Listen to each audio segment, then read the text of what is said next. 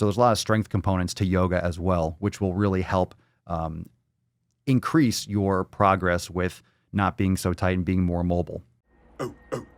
Let's take this one from G Hinshaw 28 or Ginshaw or GH Inshaw or Jins Haw.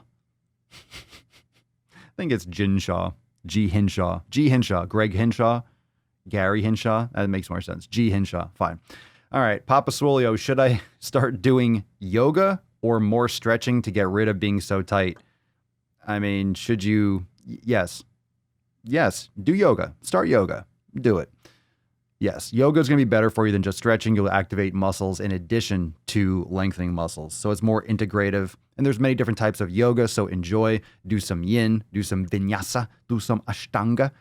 Do some different types of flows. And if you're interested, of course, check out swolenormousx.com if you want every style imaginable. So you can check that out over there. So yes, do some yoga. A lot of people are like, well, what's the difference between yoga and stretching? Stretching, you're just holding something. It's very hard to get plastic change. It's very hard to get long-lasting change if you're just doing stretching, doing a couple holds. It's really good if you are activating and inhibiting on opposite sides of the joint. So yoga it doesn't mean that all the time you're doing activation, but when you're doing, let's say, positions like Warrior 2, you're really activating those external rotators, you're activating the glutes a lot, you're really lengthening the adductors, you're lengthening the hip flexors. So when you're doing these positions, you have this combination of muscle engagement and then an opening up and an inhibition on different parts of your body. So it depends on the pose, but stretching is usually just you're holding for 10 seconds. It's not long enough. You really want to do deep holds. Yin yoga is very much like stretching, but there's always a breathing component. And of course, when you're talking about yoga and stretching, what's the difference?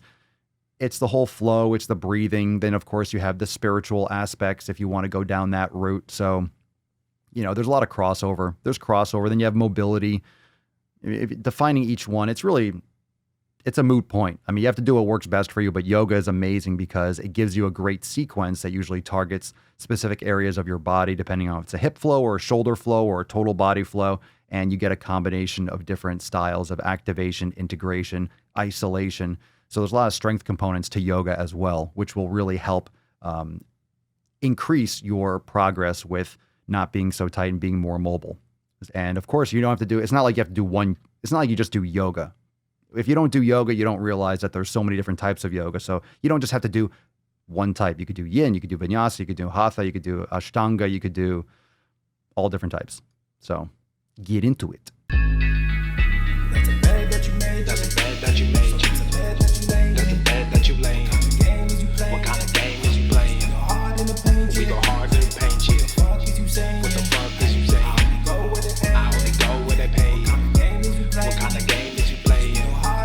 Yeah, whoa, my shit is relevant. Our topic, my melanin is popping. I'm taking skeletons out closets and making new deposits. I'm in my element, no ollies, you children popping.